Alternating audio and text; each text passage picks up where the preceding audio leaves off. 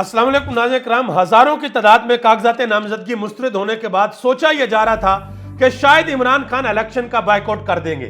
शायद अडयाला जेल से यह ऐलान होगा कि हमारे साथ बड़ी ज्यादती हो रही है, हमें लेवल प्लेइंग फील्ड नहीं दी जा रही, लिहाजा हम ये इलेक्शन लड़ने के लिए नहीं जा रहे। लेकिन बहुत से लोगों की खुशियों के ऊपर पानी फिर चुका है, क्योंकि इमरान खान ने एक बड़ा फैसला किया है और आज ये ऐलान कर दिया गया है कि कुछ भी हो जाए, पाकिस्तान तहरीक इंसाफ किसी भी सूरत इलेक्शन का बायकॉट नहीं करेगी। जो अगला फेज है वो 3 जनवरी तक है और उससे अगला फेज है 10 जनवरी तक। सबसे पहले हाई कोर्ट के अंदर अपीलें दायर होंगी, वहां पे आरओज को साबित करना पड़ेगा कि उन्होंने कागजात नामजदगी क्यों मुस्तरद की है। और पाकिस्तान की 76 साल तारीख में इतनी बड़ी तादाद पाकिस्तान की 76 साल तारीख में कभी भी इतने बड़े लेवल पे कागजात नामजदगी मुस्तरद नहीं हुए। और मजे की बात यह है कि ये सारे के सारे कागजात सिर्फ पाकिस्तान तहरीक इंसाफ के मुस्तरद हुए हैं, ना नून लीग के मुस्तरद हुए हैं, ना पीपल्स पार्टी के, ना मौलाना फजल रहमान के और ना किसी और जमात के।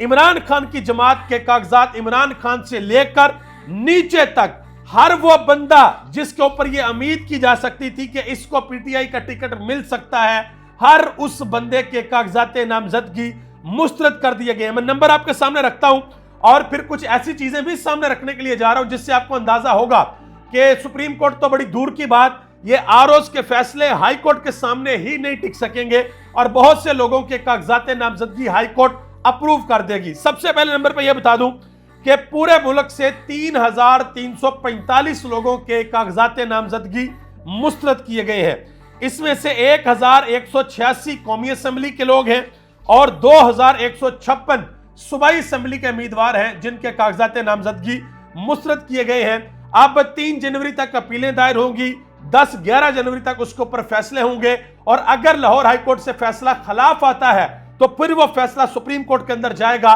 और वहां पर जाकर फैसला देखेंगे टिकता है या नहीं टिकता। अब इन्होंने कागजात नामजदगी मुस्तरद किए किस तरीके से, मैं 1-2 मिसालें आपके सामने रखूंगा, आपको अंदाजा हो जाएगा कि इन्होंने किया क्या है। अच्छा जी, एक जगह पे कागजात नामजदगी इसलिए मुस्तरद किए गए हैं कि जी एक बंदे के ऊपर एफआईआर है और दूसरी तरफ नवाज शरीफ सजा याफ्ता हैं, ताहयात नाअहल हैं, सुप्रीम कोर्ट ने सजा दी हुई है और उनके कागजात नामजदगी एक्सेप्ट कर लिए गए हैं।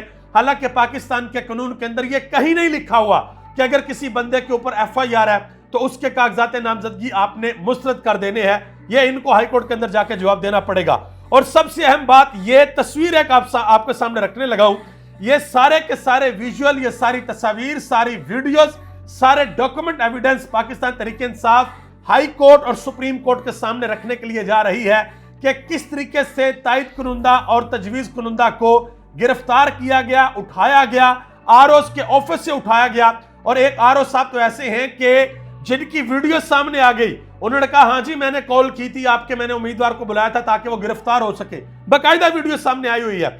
और ये साहब आप देखें, मुंह के ऊपर मास्क है, गालिबन ये पुलिस वाले लगते हैं और इन्होंने गिरबान से पकड़ा हुआ है, गिरबान से पकड़ कर लेके जा रहे हैं। तो वहां पर जाके अदालत में जवाब देना पड़ेगा। और वो बंदा जिसने सनम जवेद के कागजात के ऊपर इतराज किया, उससे जब मीडिया ने पूछा जी आपने क्या इतराज दायर किया, उसने कहा जी मैंने अपने वकील को बता दिया। तो सवाल हुआ कि ठीक है अपने वकील को बता दिया, इतराज क्या है?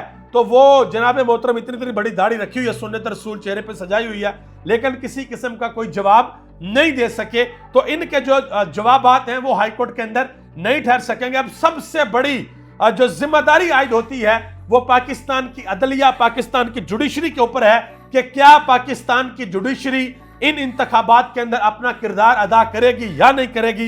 ये इंतखाबात साफ और शफाफ होंगे या नहीं होंगे। और काजी फायद ईसा साहब के लिए एक मौका है, या वो अपना नाम तारीख के अंदर सुनहरी हरूफ में लिखवाएंगे कि काजी फायद ईसा ने साफ और शफाफ इंतखाबात करवाए थे, और या उनका नाम उस तरीके से लिया जाएगा जिस तरीके से जस्टिस मुनीर का नाम लिया जाता है। ये मेरी बात याद रखिएगा। क्यों? एक वजह, बहुत बड़ी वजह। देखें, आज मैं आपके सामने बैठ के वीडियो बना रहा हूं, आज से पता नहीं कितनी जिंदगी, अगले सांस का भी भरोसा नहीं होता, 10, 15, 20, 25, 30, 50 साल कितनी जिंदगी है। एक ना एक दिन हम सब ने इस दुनिया को छोड़कर जाना है और उसके बाद फिर तारीख की किताबों में नाम रहता है।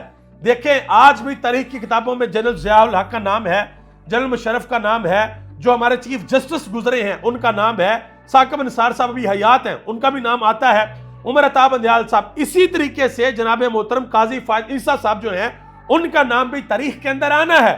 और तारीख इतनी बेरहम होती है, वो किसी को माफ नहीं करती, वो छोड़ती किसी को नहीं है, वो हर एक का किरदार बिल्कुल साफ और शफाफ करके लिखती है। वहां पे आप किसी किस्म की कोई धांधली नहीं कर सकते। अच्छा जी, एक और बड़ा मजे का काम हुआ है, एक बंदा ऐसा भी है जिसके कागजात नामजदगी एक्सेप्ट कर लिए गए हैं, मंजूर कर लिए गए हैं, उसके ऊपर किसी किस्म का कोई करप्शन चार्जेस नहीं है, कोई उसके ऊपर एतराज नहीं हुआ। उनका नाम है उस्मान बुजदार साहब, जिनके बारे में यह बयानिया बनाया गया था उन्होंने बड़ी करप्शन की है। पंजाब में बुशरा बेगम ने उनको लगवाया है, फरा गोगी ने लगवाया था। बहरहाल वो बयानिया पाश हुआ है और उनके कागजात नामजदगी जो है वो मंजूर कर लिए गए हैं। और इंटरनेशनल मीडिया इस सारी चीजों को देख रहा है, वो भी रिपोर्ट कर रहा है कि किस तरीके से पाकिस्तान में एक सियासी जमात के बड़ी तादाद के अंदर कागजात नामजदगी मुस्तरद कर दिया गया है। साद रसूल साहब लिखते हैं कि सिकंदर सुल्तान राजा के फैसलों की वजह से अगर पाकिस्तान की आबादी के बड़े हिस्से को यह मौका ही ना दिया गया कि वो अपने पसंदीदा लीडर को वोट डाल सके, तो फिर ये इस इलेक्शन को कोई नहीं मानेगा। ऐसा हो ही नहीं सकता कि आप उम्मीदवारों को मैदान से बाहर निकाल दे। कामरान यूसुफ एक बड़ी अहम बात उन्होंने लिखी, उन्होंने कहा कि क्या आप जानते हैं कि अमेरिका में एक सजा याफ्ता शख्स भी सदारती इंतखाबात लड़ सकता है, क्योंकि वहां आईनी शिकों की बजाय किसी को मुंतखब करने या निकालने का इख्तियार अवाम के पास है। अमेरिका ऐसे ही सुपर पावर नहीं बना, काश हमें यह बात समझ आ जाए। और या मकबूल जान साहब एक अहम बात उन्होंने की है ब्यूरोक्रेसी के हवाले से। हामिद मीर साहब ने एक बड़ी अहम बात की है, उन्होंने कहा जी इंतहाई भोंडे तरीके से मुस्लिम लीग नून को पाकिस्तान के ऊपर मुसल्लत करने की कोशिश की जा रही है। और मलीह हाशमी ने आखिर में एक ट्वीट किया, कहती हैं कि किस्सा मुख्तसर, जिसने रजीम चेंज की मुखालफत की उन सब के कागजात नामजदगी मुस्तरद कर दिए गए, और जिसने रजीम चेंज से फायदे उठाए, इक्तदार के मजे लूटे, मुईशत का जनाजा निकाल दिया, उनके कागजात नामजदगी ना सिर्फ मंजूर हो गए हैं बल्कि उनकी बाकायदा इलेक्शन मुहिम भी चलाई जा रही है। अब देखना यह है कि 8 फरवरी को इलेक्शन होते हैं या नहीं होते, यह सबसे बड़ा सवाल है। दुआ करें अल्लाह ताला मुल्क पाकिस्तान पर अपना खास फजल और करम फरमाए। आप सबका बहुत बहुत शुक्रिया। पाकिस्तान जिंदाबाद, पाकिस्तान के अवाम और पाकिस्तान के इदारे पाइंदाबाद।